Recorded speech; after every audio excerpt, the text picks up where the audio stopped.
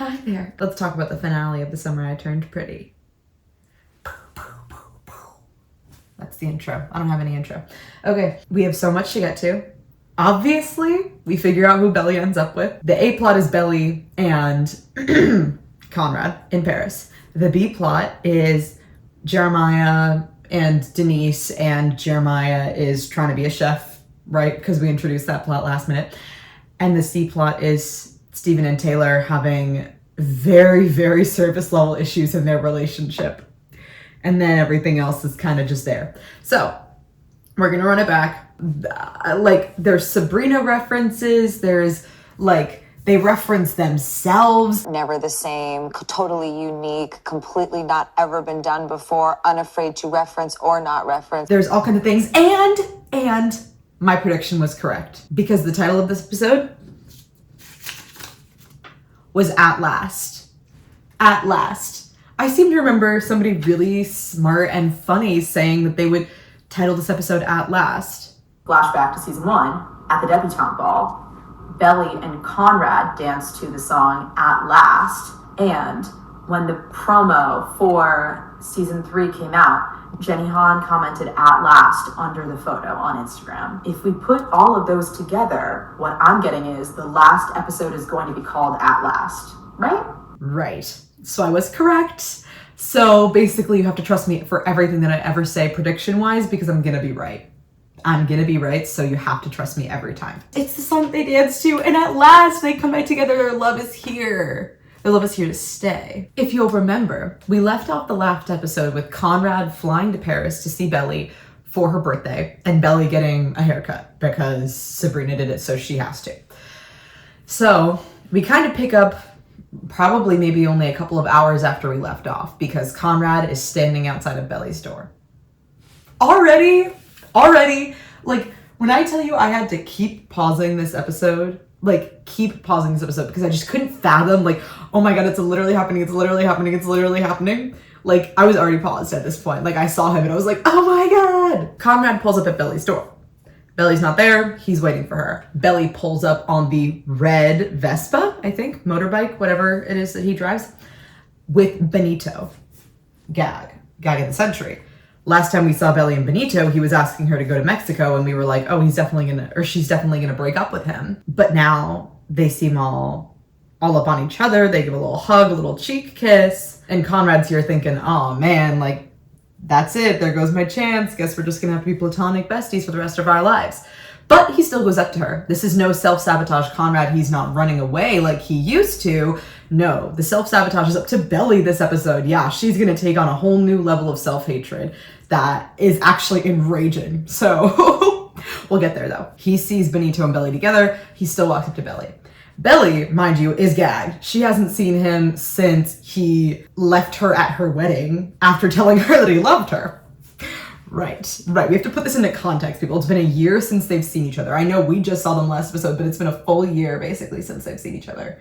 And the last interaction that they had was not great. They have been writing the letters, but seeing somebody in person is totally different. So he's really happy to see her, and she is just gobsmacked. And she kind of, it's like, he showed up unannounced on her birthday. Like, she's kind of like, do you have plans? Like, what are you doing? And he thought they were going to spend the day together. But then he's like, oh, I get that that's like intrusive. My bad. I can just go sightsee. And she's like, no. I have plans at 8 o'clock. It's a birthday dinner thing, but I will hang out with you until then. Okay. She runs upstairs to drop off his stuff in her apartment. And she like freaks out. Yeah, she's pacing around the room just kind of in a frenzy because she's like, what is he doing here? What am I doing hanging out with him? What's going on? She also reapplies her red lipstick. Right. Okay, now we're cutting over to the B plot. Jeremiah has been living in Denise's house for 6 months. Jeremiah is trying to be a chef. Taylor is his PR person. She's promoting him on TikTok. He's doing some kind of chef cooking show, gallery exhibit type thing tonight. Taylor's in charge of it. Okay. That is like the main source of their issues in the episode, but it all resolves itself like pretty much immediately. So I'm not really going to talk about that. I'm just going to talk about like the emotional, like person-to-person connection stuff. So Denise actually reveals to Jeremiah that her and Steven are moving to San Francisco next month because they finally got the funding for their startup company, but they need to go to San Francisco to do it. Jeremiah's like, oh, well, don't let Taylor know. And then of course Taylor is standing right behind them, right? She's right behind me, isn't she? Yeah, she is. She's right there. So she gets all pissed off. Back to the real plot, Belly and Conrad in Paris. They just do some really cute sightseeing around Paris. They ride like the big bus, they go to Versailles, they go to all these places, and it's just like you see Belly looking at the sights and Conrad looking at Belly. Like to him, she is the seventh wonder of the world. Like she is the thing that he went there to see. She's like, oh, you probably want to see the Eiffel Tower. He's like, I want to see you at the Eiffel Tower. Like he is not playing. But I think he also thinks that she has a boyfriend, so he's like pulling it back. So when she looks at him, he's like, oh, I wasn't looking at you. That's crazy. No, definitely not. So he's like trying to teeter that line. But it's just, it's really cute. And it's like, keeps getting intercut with like flashbacks of them, which I really truly love that they did this, because it's like, their love story is not just them coming together now. Like, it's not just them at ages 21 or 22 and, you know, 23 or however old Conrad is. It's like them at all ages finding each other. Like, because you are who you've, like, okay, wait, not to get philosophical on you guys here, but like, I am 21, but I'm also myself when I was 20 and 19 and 18 and 20, you know, whatever, and so on and so forth. So like Belly is, yes, her at 21 right now, but she's also, you know, her at age 7 being in love with Conrad. So it's like, it's justice for not just her, but also for her in the flashbacks that we're seeing, that like, yes, you were yearning for all these years and now you're gonna finally be with him. Back to Boston, Taylor and Denise are just talking about moving, and Taylor's like spiraling, duh. And like things are going wrong with the cooking thing, but they work out because there was gonna be somewhere else, but then there was a leak, and then Denise was like, oh, let's just do it at the summer house. So now Jeremiah's food chef show off cookie thing, I need to find a more concise way to say that, is going to be at the summer house. Oh, of course, how full circle, yay, okay. Conrad really just wanted to see Paris through Belly's eyes, or like the Paris that Belly likes. So she takes him to this rooftop that she used to go to when she was still figuring out how to be in Paris and how to work and whatever. And they just like, this is when you can really start to see Belly warming up to Conrad, because at first I think she was trying to be very icy because she was like, I can't do this, which I get. It's very valid. There was enough emotional trauma associated with him and the other Fisher boy that like, if he showed up, I think it's reasonable that she would have like her guard up and be like, I can't do this actually. Like we can play Taurus, but like emotional connection, that can't happen. But then she's like, oh wait, this is still the guy that I used to be best friends with. This is still the guy that I've loved all my life. This is still him. Like, so they start warming up to each other, chatting, whatever. She also like quotes something that he said to her way earlier, and he's like, oh, you remember that? And like they flirt a little bit, but like not heavily, just in like a, oh, whatever type way. And then at the end of this whole interaction, she invites him to her birthday party tonight, which she originally hadn't, but now she's gonna take him. Yay! Okay, all of the crew that's in the United States arrives at Cousins. Taylor's being weird to Steven, and Steven doesn't know that Taylor knows that he's gonna move. Because for context, she just moved to Boston to be with him. Back to the real plot again. Okay, so they're in the apartment in Paris, getting ready to go out to the birthday dinner. Conrad's looking around her room while she's like in the bathroom or whatever. Not in like he's really not digging. It's just like the photos that are on the walls actively. And 1 or 2 of those photos are her with Benito. And so he's sitting here thinking, oh, like, okay, it's over for me. Like, yeah, it's done. And then he sees Junior Mint. And we get a little flashback to the day that he won it for her at the fair, which we got this flashback originally in season 2, I believe. But we got it from Belly's point of view, where she's with him, but then he goes off to go play ring toss or whatever, because he liked the girl that was playing ring toss, at least in her version of the story. But then he comes back and he won her Junior Mint, and she's like, oh, yay. Now we get, I guess, Conrad's POV of the flashback, where Belly, like, you know, walks off or whatever. Conrad is at the ring toss, and all he's doing when he's at the ring toss is looking at Belly, trying to win this prize for her. That's why he went over there. And I think this is so perfect, but in this flashback, we don't even see the ring toss girl's face, because Conrad doesn't remember that, because that wasn't the main point of what he was doing. Like, her face was so insignificant to him that we don't even see what she looks like or anything, because he doesn't remember it, because he doesn't care. Because all he cared about was Belly, which I just think is poetic justice. But so he's having this flashback while he's picking up Junior Mint in her room. She comes out, they have a little moment when he's putting on the bracelet for her, and it's giving him putting on the infinity necklace when he gave it to her at the beginning of season 2. And it's just like, you can see that they're like really falling back into their normal flow of things, not in a toxic way, in like a, oh, they're comfortable with each other, they're joking around, she's messing up his hair, that kind of stuff. They arrive at Belly's birthday party, and every single character who we've met in Paris is there. All of her roommates, all of her friends, yada yada. Belly introduces her like 4 besties. So it's like Gemma, Max, Celine, and Benito. She introduces her 4 besties to Conrad, and they're all like fangirling. And mind you, Conrad doesn't speak French, so they keep talking to Belly about like, oh, you know, like, this is your present, like, he's your man, like, this is so crazy, to her in French. And she's just like, y'all, shut up. But they're all like, we've heard everything about you. And he's like, oh, everything? Also, her friends call her Isabel, because when she came to Paris, she started saying Isabel. So Conrad refers to her as Belly when they're alone. But when they get to the party and he realizes that all of her friends are calling her Isabel, he refers to her as Isabel, which I just thought was like, okay, so he picks up on small things. Like, he's perceptive. Guys, it's really the bare minimum. Now we're at the dinner. They're all sitting down at the dinner table. Benito and Belly are sitting next to each other. Conrad is sitting in the middle of the table next to Celine and Gemma. And they basically like run back the whole wedding thing. They're talking about, whose side are you on? Celine is like, when you confessed your love to her, it probably felt like a movie where half the people were saying, Conrad, do it, go be with her. And the other half were saying, don't do it. And it's like, they got really meta there. And Belly was like, oh, I'm the villain. And Conrad's like, you were not the villain in this situation. All 3 of us were young, naive, whatever. But Belly is like really dead set that she was the one that did wrong in the situation, where I think all 3 of them did wrong. I think one of them did more wrong than the others, but I think all 3 of them did. Benito's questioning Conrad about why he came here, blah, blah, blah. And Conrad, in his confidence, is just like, oh yeah, no, I just wanted to see Belly. It wasn't super convenient. I just wanted to see her. Okay. Then Celine or Gemma, I can't remember who it was, but one of them reveals that Belly broke up with Benito 6 weeks ago because of the whole Mexico grandmother thing. Mind you, Conrad's sitting there doing some mental math. He's thinking, 6 weeks ago, what happened 6 weeks ago? You know what happened 6 weeks ago? She sent the postcard. That was the first time she wrote him back. Oh my God. That's just like...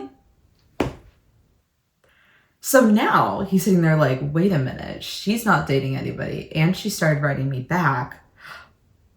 I'm gonna start flirting with her real bad. So now he's like, I mean, there's nothing for him to lose. Like, he's already in Paris and she's gonna stay in Paris. So if it doesn't work out, he won't have to like, deal with that on a day-to-day basis. It's just kind of like, this is your last chance to shoot your shot, dude. So he starts flirting with her. And right as it's getting good in Paris, we cut back to cousins, right? We cut back to the summer house. Jeremiah's having more issues with his food thing. I really don't care. Jeremiah tells Steven that Taylor knows about San Francisco. So then he tries to find Taylor and stuff. Adam shows up. Apparently Laurel and John were invited, like Belly's parents, but Adam was not, but Adam still shows up anyway. And he brings wine from Belly and Jeremiah's wedding. Like the leftover champagne, he brings it. Hilarious. That's cinema to me. I hope that he brings wine from Belly and Jeremiah's wedding to Belly and Conrad's wedding in the movie. Like, I love it. And Jeremiah and Denise flirt more. Back at the dinner in Paris, Belly and Conrad are now sitting next to each other. Okay, T. This may be one of like my favorite scenes in the whole episode. I'm not gonna lie, because like the tension is off the charts crazy. She's going through her present. She asks Conrad if he brought a present and he's like, no. And then Max says in French to Belly, like, I think he's the present, but are you gonna unwrap it later or what? Whoa. That's crazy. Celine's present, of course, was some of the devil's lettuce. Try not to get censored. Everybody's smoking. It gets passed to Belly. She smokes. And then Conrad is like, I thought you said marijuana messes with white matter. Now, if you'll recall, can we go on a journey, guys? Let's get on the Magic School Bus and go back to season 1, because in the first episode, I think it was, Conrad is smoking, sitting outside of the pool, and Belly is swimming, and she says, I thought you said marijuana messes with white matter. And then he says, do you memorize every little thing I've ever said? And she gets all mad. Back in present time, so Conrad has told Belly, I thought you said marijuana messes with white matter, quoting her, quoting him. And she says, do you memorize every little thing I've ever said? And he, no hesitation, yes. Okay. Like that right there, maybe my favorite interaction in the whole episode. Like, it was wild, guys. You just had to be there, bro. And then he passes on smoking because he's a health conscious king. We got a brief little update on the parents back at Cousins. Adam was dumped by Kaylee. Okay, fine. I really didn't care either way. And Laurel and John are no longer seeing each other. Now let's talk about this, because this pissed me off. Why did we spend the whole season trying to get them back together? Getting my hopes up just to, break them back up. It's really frustrating to me. And Jenny Han just did an interview talking about the whole Pepsid, John clutching his heart thing, where she was like, I was just trying to show that they were a couple that was giving it their best go, but they were falling back into old habits. By that meaning, John was struggling and Laurel's like trying to take care of him kind of, and like there were weird vibes in that scene, and we all thought it was because it was like, oh, it's foreshadowing his death. But no, I think the weird vibes were just supposed to be conveying that like their relationship wasn't working out and they were gonna break up. But to me, I'm just sad because I'm like, I was really invested in that relationship and I was happy that they were getting back together. So it's like, I don't know, just like made me sad. I mean, they still seem to be friends, which is fine, but like, why go through all the work of dedicating all these scenes and all this time, the whole season, to get them to be together just to like break them up again? We're back in Paris. They're sitting on the couch, Conrad and Belly, and somebody's at the piano playing La Vie en Rose. Now, this song, obviously everybody knows this song, but I thought, oh my God, this song is in Sabrina. I don't know if anybody else, I didn't see anybody in the discourse online really talking about it, but maybe that I was just on the wrong side of the internet. But in Sabrina, Audrey Hepburn sings La Vie en Rose to her love interest, Humphrey Bogart, in the car. And he like sort of asks her to come to Paris with him, but then like bails, and then she gets all sad.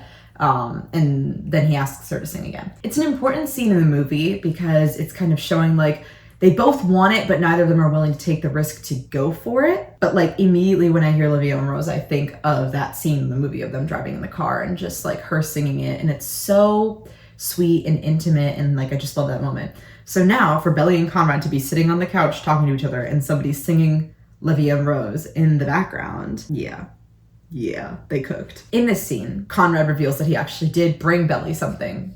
This is now time number 2 that we've seen Conrad back out of giving Belly a birthday present because he was embarrassed or something. I don't know. Because he originally didn't give her the infinity necklace on her birthday because he was embarrassed and he didn't think she would remember. And he was like, oh wait, I got a sentimental gift. Like, that's my bad. This time, he gives her a vial of sand that he collected from Cousins Beach the last time prior to the wedding that he was there. So it was like the 4th of July many years ago. He's like, oh, I took this because I knew I wouldn't be at Cousins for a while. I pull it out when I miss home and yada, yada, yada. And he's like, I'm giving it to you if you want it because you're obviously not in Cousins and I don't want you to miss home. Whatever.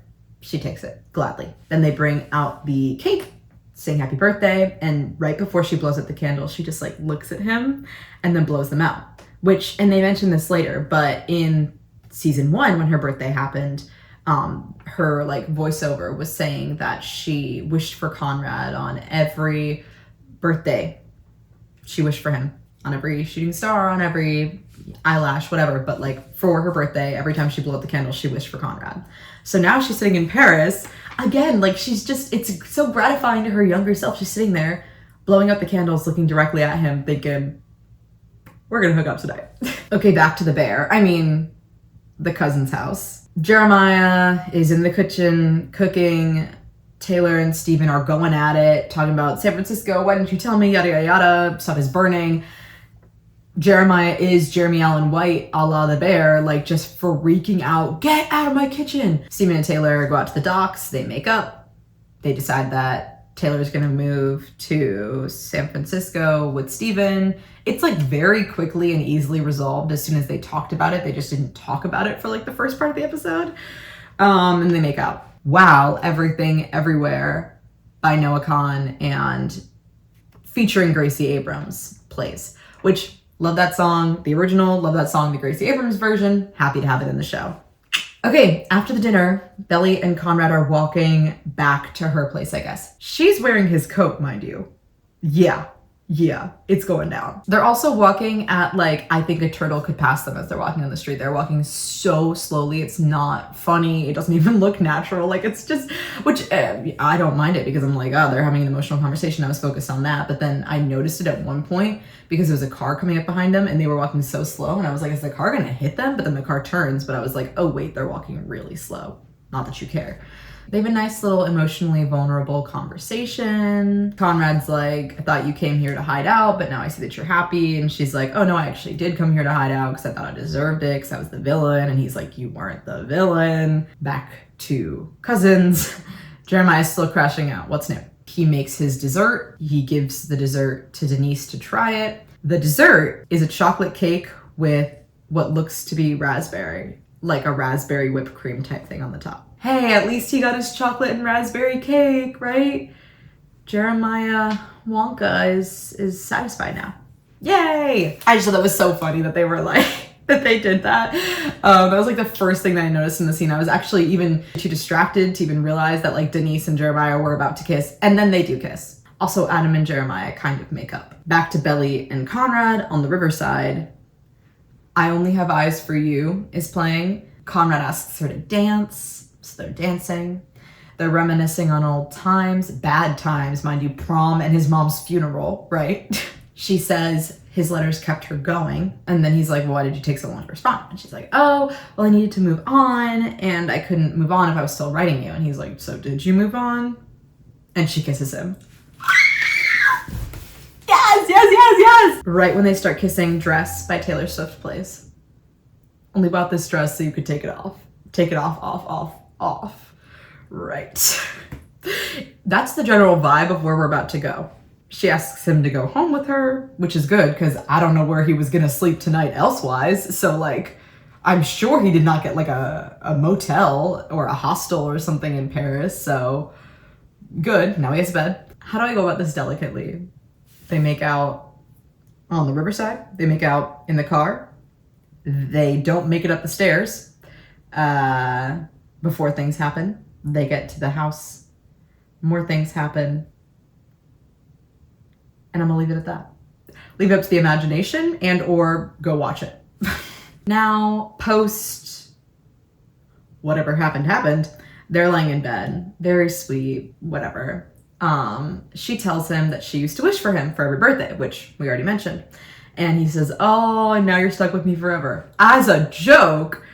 And she does not take it as a joke. She is very serious and gets all freaked out. Which, like, okay, it was a bad joke, Conrad, but like, Belly, take a chill pill, girlfriend. Then she starts asking about when he's leaving, and he's like, oh, well, I could stay longer. And she's like, no, don't change your plans for me. I'm not changing my plans for you. He's like, oh, okay. Like, there was a real stark vibe shift. Belly leaves to go use the bathroom or whatever. We see her phone with all the birthday texts from her relatives in the United States. Her parents, Taylor, Monica, whatever. Sky, as in the cousin from season 2, like Jeremiah and Conrad's cousin, texts Belly for her birthday, which like we didn't see Sky or really hear mention of Sky at all this season. So like shout out. Conrad is in the main room sitting on the bed like, aw, did I ruin it? Did I say something stupid and I ruined it? And so he's all sad. Her vibe is very like one night stand. Like, what do you think is happening here? He says, I love you. Right, so it's a little different from a one-night stand, buddy. This is where Belly really starts self-sabotaging, shooting herself in the foot, just really having this mindset that she can't be happy for any reason. Like, like I was watching this with my roommate and we actually like paused and screamed at Belly on the TV because it was just like, and the self-sabotage absolutely makes sense. It's not like we're sitting here like, writers, why did you do that? Like, it was good because that's what her character would be doing. It was just like, no! Also, there's 20 minutes left!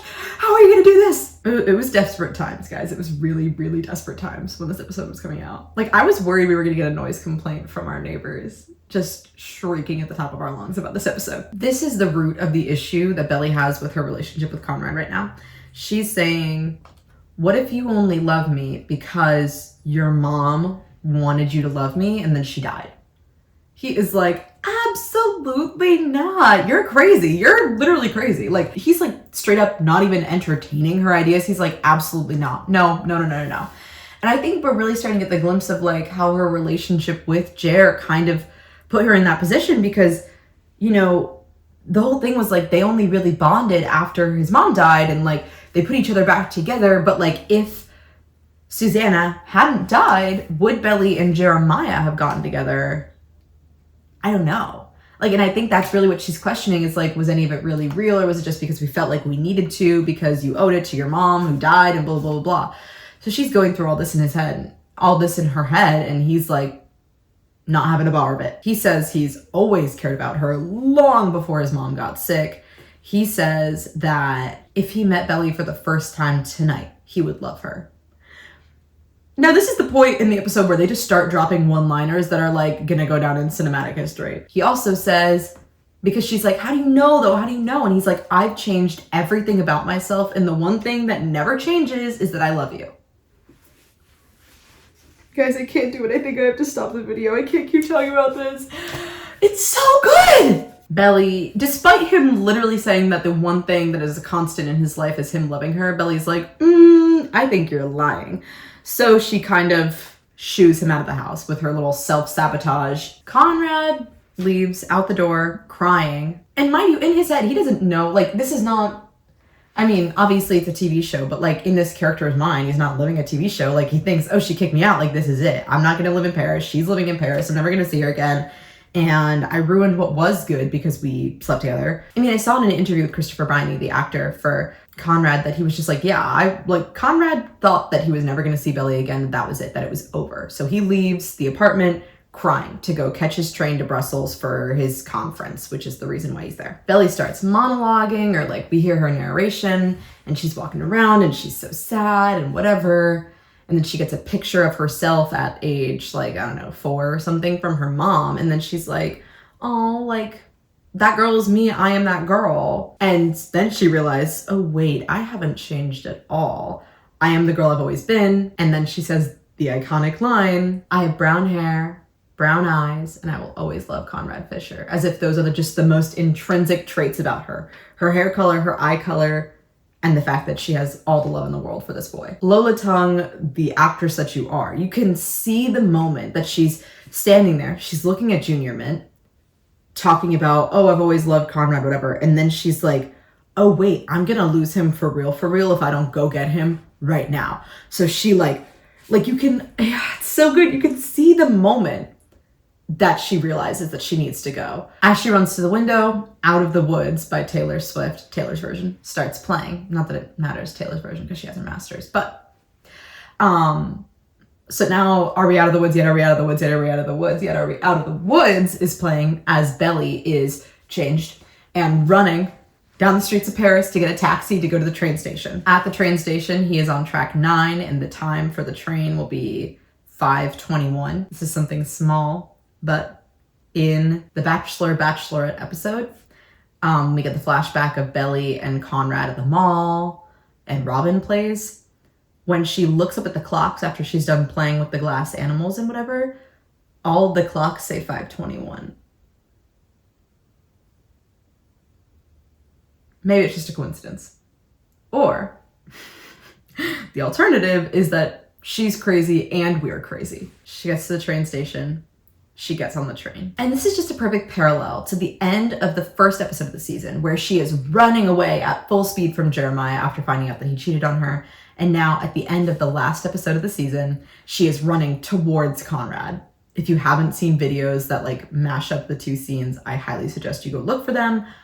It's just perfect. And they don't cut to Cousins Beach or anything. We get this whole sequence straight through. Belly is on the train. She's running through, trying to find Conrad. Conrad's sitting there looking out the window like a sad little puppy dog. She pulls up to Conrad's seat and of course has to start off with the dorky line, "Hey, is this seat taken?" He is in shock, like tears in his eyes. He is just like, oh my God. She says, let me read this quote. "I choose you of my own free will," because she's saying, I'm not doing this for Susanna. I'm not doing this for anybody else. I'm doing this for me at age 22, but also for me at age 4, also for me at age 10, also for me at age 16, also for me at every age that I've loved you, which is all of them. Oh, girlhood. She says, "If there are infinite worlds, every version of me chooses you in every one of them." You know what? Jenny Han could write Shakespeare, but Shakespeare could never write that. She shows Conrad that she's wearing the infinity necklace. He stands up and they kiss and cry a whole lot. And he says, "I love you." And she says, "I love you." And you're just like, oh my God, finally. I think with all that buildup, that was the perfect way to end that. Like, I didn't feel like gypped or like it didn't pan out the way that I wanted it to. Like, that was no notes. Scott Street by Phoebe Bridgers starts playing. We cut back to Cousins Beach. And we just have like a nice little bow last scene. There's not really any lines. It's just like to wrap up everything in Cousins. So it's like, oh, Jeremiah and Denise are together. Stephen and Taylor are together. Adam, John, and Laurel are all just kind of kikiing. And it's like, oh, it's the summer house and it's family and meh.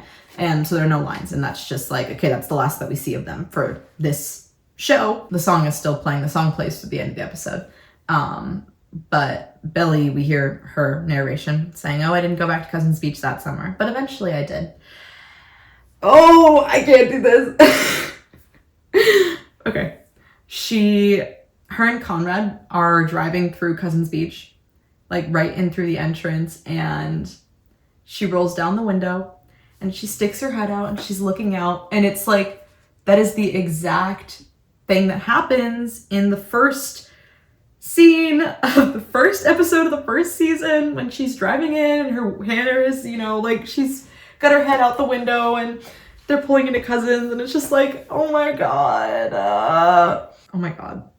I'm gonna try to be normal about this. It's not working. So that's really awesome that they do that. And he's with her and it's just like really, really sweet. And she's just talking about how awesome it is to come home again, whatever. They pull up to the summer house, they get out, they're just holding hands and they just look really sweet. And they walk through the front door of the house and they walk out the back door and they're standing on the porch, and like a really cool drone zoom out shot happens and you're like looking at them, and then it goes all the way back and you can see the entire house and the dock and everything that was ever important in the show and whatever, and the song is playing and then the episode ends. Moment of silence. Yeah. So where did we leave off? Conrad and Belly are together for the long haul, because now we assume that there's been many years of time jump between them getting together and then going back to the summer house. Stephen and Taylor are moving to San Francisco to be together and work on Stephen's company. Denise is moving to San Francisco with Stephen to do the company thing. Jeremiah is trying to be a chef and is kissing Denise, but he's not moving to San Francisco, so I don't know what. They didn't want to deal with what was going to happen with that, so they just didn't. Laurel and John are broken up. Adam is there. He's there. That's really it. Cameron, hope he's on a whaling boat somewhere doing what he loves. Sky and Julia are being miserable in California together. All of Belly's Paris friends, Lord knows. After the scene ends, we get a little picture book of Christmas in Paris with Belly and Conrad, and it's just a bunch of photos of them in pajamas, and it's like her red pajamas. It's just sweet, and Baby Please Come Home is playing. And at the very end, there's a note from Jenny Han that's like, oh, thank you guys for loving the show, for loving the characters. We'll see you again in Cousins sometime, hopefully. And that brings us to the end of the episode. But not the end of these characters, right? because they're doing a movie. But yeah, I'm just so happy that we don't have to say goodbye to these characters. Oh my gosh, like it's just so awesome. Every single person in my life texted me when we found out that there was a movie happening. And that's just really important to me because they know that The Summer I Turned Pretty is that's my heart. But yeah, oh my freaking God, it's done. The show is done. It is not summer anymore. We have officially entered fall. We've got my fall decorations back there. I have a lot more videos planned, so you have to stick around to watch them. They'll be really good, I promise, guys. If you have anything you want to see me make a video about, leave a comment below. And if not, I really appreciate you guys coming on this journey with me. Like, this show will always have a special place in my heart. And trust when the trailer comes out for the movie, which Lord knows when that will, I will be there to break it down, talk about every aspect of it when the movie comes out, hopefully in theaters, probably not. But if it does come out in theaters, I'll be there, notepad, pen, taking notes, writing up my notes as I'm watching the movie. I'm just so glad you guys went on this journey with me. I'm so glad the journey ended the way that it did. Conrad and Belly together forever, infinity. So yeah, thank you guys so much for watching, and I'll see you next time.